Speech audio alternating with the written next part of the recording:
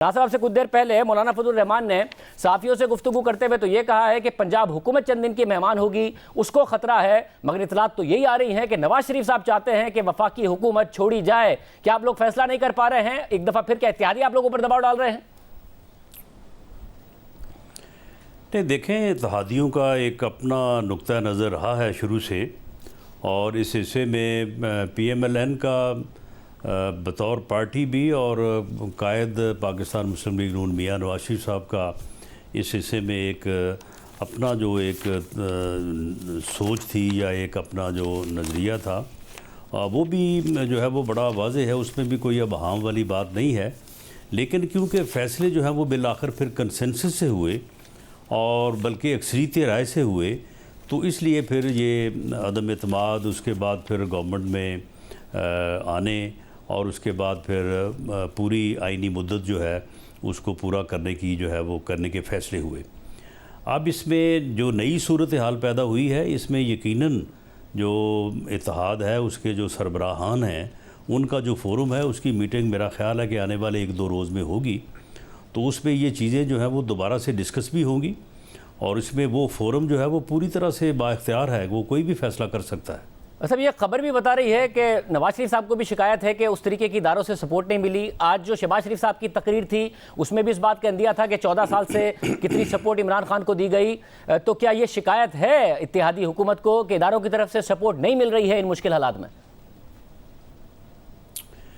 नहीं, देखें, इन मुश्किल हालात में जो है वो अगर तो आप इस हवाले से बात करें कि हुकूमत चलाने के लिए या हुकूमती अमूर को जो है वो तय करने के लिए या ज़िमनी इलेक्शन के हवाले से, तो हमने कभी भी जो है वो किसी भी अदारे से जो है वो सपोर्ट का तकाज़ा नहीं किया।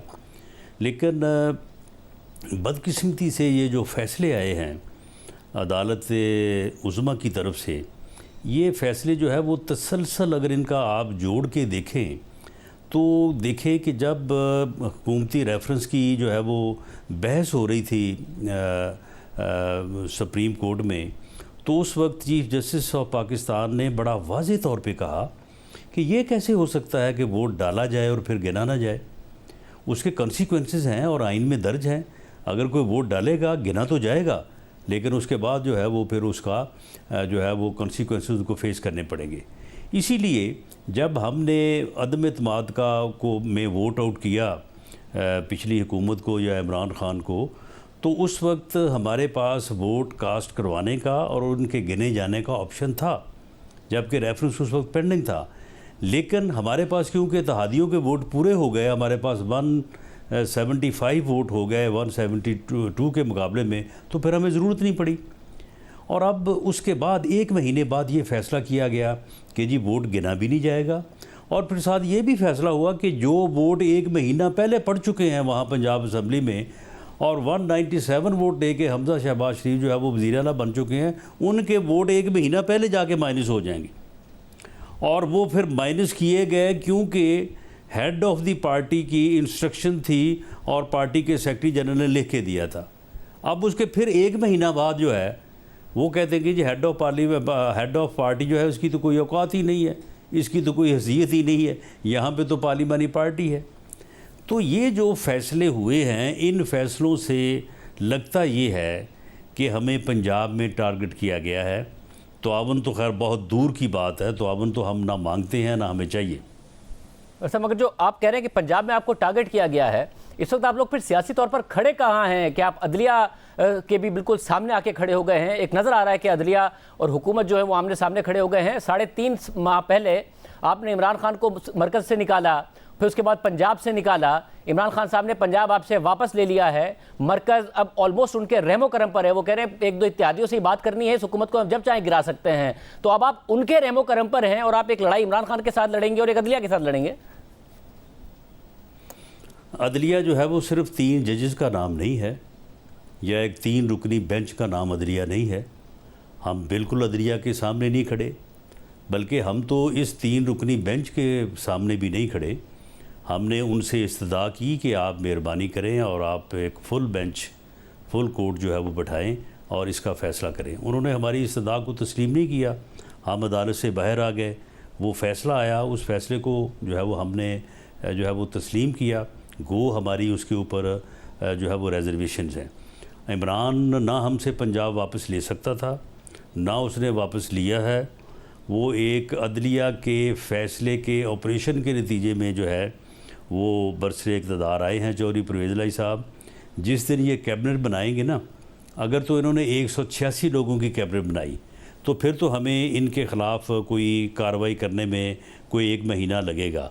लेकिन अगर 186 लोगों की कैबिनेट ना बनाई तो इंशाअल्लाह ताला दूसरे या तीसरे दिन जो है वो ऐसे हालात होंगे कि जिनमें हम ये गौर कर रहे होंगे कि हम इनके ख़िलाफ़ जो है अदम एतमाद की जो है वो तहरीक लेके आएँ। राजा साहब, तो इसलिए ये कोई ऐसा मामला नहीं है। ये सोच रहे हैं कि ये मरकज़ में हमारे ऊपर हमलावर होंगे तो ये अपना शौक़ पूरा कर लें। हम पूरी तरह से तैयार हैं। 25 मई की एक्सरसाइज इनके ज़हन में होनी चाहिए, उससे बढ़ के जो है वो एक्सरसाइज जो है उनके साथ होगी। मतलब जो 25 मई की आप मिसाल दे रहे हैं उसमें ज़ाहिर है तहरीक इंसाफ ने अनाउंस किया था कि वो इस्लामाबाद की तरफ आ रहे हैं, तो आपके साथ पंजाब हुकूमत थी उन्हें रोकने के लिए। खैबर पख्तूनख्वा हुकूमत नहीं थी, अब पंजाब हुकूमत भी उनके पास है। खैबर पख्तूनख्वा से भी आएंगे, ज़्यादा कारकुनों की तादाद वहाँ से आती है, पंजाब से भी आएंगे। आप कैसे रोक पाएंगे एग्जैक्टली? कितने आए थे? ज़ाहिर है आप लोगों ने पंजाब में क्रैकडाउन कर दिया था ना, इस दफ़ा तो कोई क्रैकडाउन नहीं हो सकेगा, उन्हें मोबिलाइज होने का मौका मिलेगा। नहीं शाहज़ेब, मैं वाज़े कर देता हूँ कि ये खैबर पख्तूनख्वा में इनकी हुकूमत नहीं थी, तो वहाँ से ये 7-8 हज़ार बंदे लेके आए थे ना। हालांकि KPK में इनकी हुकूमत थी।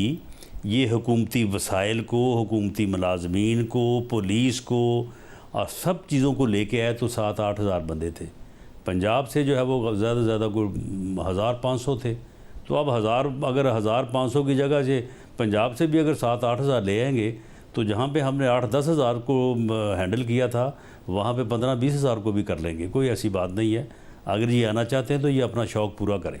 वैसा मगर आप लोग इस वक्त भी फिर मरकज़ में ऐसा नहीं सोच रहे हैं कि अब 2 सूबे चले गए हमारे हाथ से, एक चला गया, एक तो आपका था ही नहीं, तो आप कम से कम बैठकर बात करें और अगले इलेक्शन की तरफ जाएं। मरकज़ में सारे अनपॉपुलर फैसले आपने करने हैं और सारी की सारी जो तनकीद है वो आपने लेनी है, मगर आप सूबे उनके पास रहेंगे और आपकी कोशिश ये होगी कि आप पंजाब सूबा भी ले लें। ये बेहतर नहीं है कि इस मुल्क में आगे बढ़ने के लिए आप सब बैठें कि आप वो पंजाब और खैबर पख्तूनख्वा असेंबली डिसॉल्व करें, आप मरकज़ डिसॉल्व करें और इलेक्शन की तरफ जाएँ?